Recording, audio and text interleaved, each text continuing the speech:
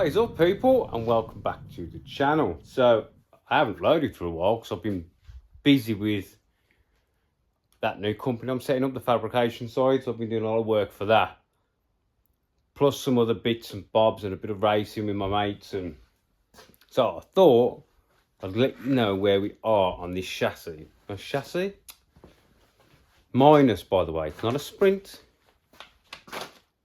it's a minus. So if I turn you round,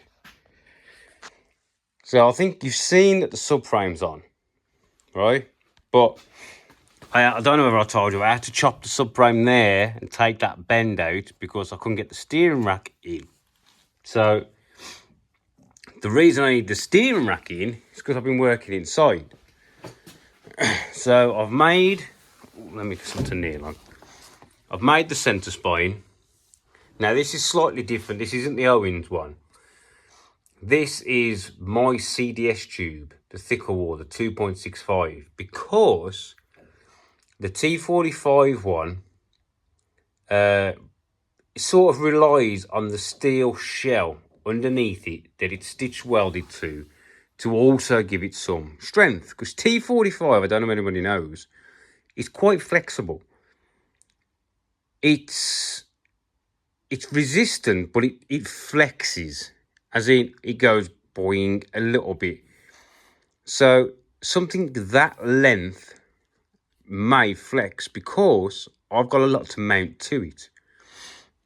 I've got to mount both seats to it, the gear selector, the rear brake, like valve thing, you know, so a lot's got to go on it. So I made this one out of my tube, my stuff. And we are down to the floor here. So that is both those two floor mounts picking up the rear subframe mounts that we did. I don't know whether I've showed you that I've put these front legs in. I don't think I have. I don't know. But yeah, the front legs went in. They've picked up on the tower bolt things that we made. So they're in. They are all custom made.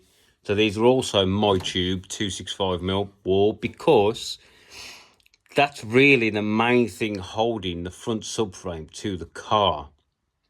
So we have beefed it up, but also the T45 tubes didn't fit. They were nowhere near because they go to the bulkhead, not the tower bolts, where we've gone to the tower bolts. We have then put a crossbar in, going straight the way across to land our pedal box on.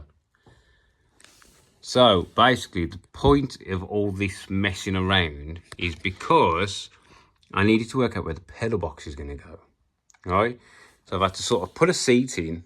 The seats are a bit big. So what I've had to do is bring that seat further this way than other lights. So this passenger seat, it's either got to be like a GRP fiberglass one, like my passenger seat, because the wings are going to run right over the centre. Do you know what I mean? And they'll just cross over and look a bit iffy, because that seat can't go any further back because it hits the cage there. So yeah, I've told him he needs to really look in, i.e. for a pair or at least one smaller seat for the passenger side. So yeah, we've done that. So the seat at the minute is just wedged with wood. As far over as I can get it, it's going to be mounted directly to the centre spine, I think. So then I've put the steering column in. Now we've got to modify this because this is 40mm. Got a fly in here. And this is a 38mm bracket, because he only does 38 and 45. But considering this is his cage and this is a 40mm, not quite sure. So we'll have to take this back off, clamp it up, drop it in the milling machine, bore that out. So that is there. Then I have sort of positioned the pedals either side of about where my feet lie, but he's a touch taller than me. So for me to push this pedal down on my tippy toes, but we can adjust the pedal angle using, you know, the push rods for the cylinders, these. So you can get a little bit of play in the pedal box rather than moving the seat. But yeah, that's about where we are. The spine, I have to cut the middle of this out to sink it into the floor, so it's literally running parallel. And then what I'll do, more than likely, is I was looking at these plates. These are 2 from a rear wheel arch, but I'm going to tie this to the floor as well, up there somewhere. And then there, I may put a bar up from here somewhere, down to somewhere in this vicinity to tie this to this. You know, it will have, it's something there. Or even maybe come from here, put a curve so it follows up and welds to this. Something like that to tie it all in more. But that is it really. That is all I've done. So we've put the front in, put the centre spine down the middle. They're not welded to the feet yet. We're going to leave that for a little bit longer. But what I have got is some bronze sheet, which we're going to put underneath. And then what I'll probably do is tack weld it all in place. And then try and lift the front of the cage up to weld these ones a little bit. You know, just try and manipulate it and then drop the brass plate or copper sheet or whatever it is underneath. Just try and keep some of the heat off the fiberglass, because we have been getting some little burns. You know what I mean? Welding upside down in fiberglass isn't the nicest. So for pedal box, what I'm thinking is some 1-inch tube. So 1-inch CDS tube. And that is, I mean, I know my phone's a bit at a cocky angle, but that's about, it's about level. Could probably go up a touch more at the front, or I could bring it touch down at the back to pivot it. All I want to try and do is get those master cylinders flat, level. So what we're going to do is we're going to come off the back tube, maybe come straight up at an angle, cross, and then snake up to this like that.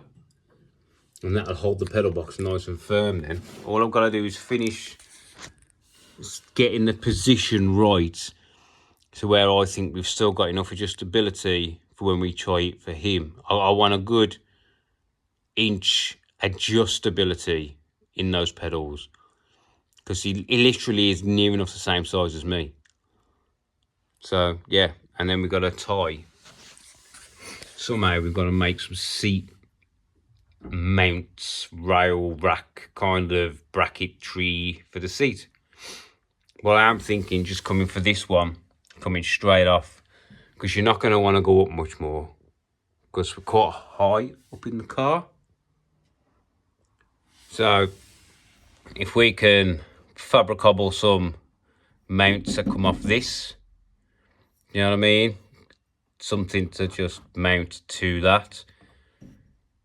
And then the other side, we'll just make something.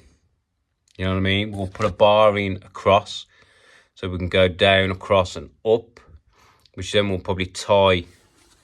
So we've got a bar coming across, which helps that bar from moving away. And it can come up here, and then we can run a bar off this bar across to pick up this side, and we'll run it to that bar like NDAF does. So we'll come down at an angle, bend, come straight away, and it'll tie into this bar that comes across here. You know, just something like that. Then we've got to work out the eye bolts for the harnesses. As seat over there, brackets here, brackets there, brackets there, brackets here. Then we've got to finish doing the back bars. There's still so much to do on this car. I've just been so busy with other stuff, trying to, you know, 2 steps forward, 2 steps back and all that malarkey. So I thought I would just do you a quick update so you can see where I am. Yeah, put the front subframe's on and it drops off and goes back on. There's no wiggling and pushing, it just literally drops off, bolts out, drops off, bolts in, drops on, kind of thing, which is exactly where I wanted it to be, really. I didn't want to have to wiggle. So once we make the new bolts for there, should be a good one. Anything else? Oh, I didn't show you my voice, did I? Okay, picked up a voice off an old geezer. Look at this beauty. That is mint, isn't it? So clean. I used it for making model trains. I've got the lever. 60 quid. Bargain.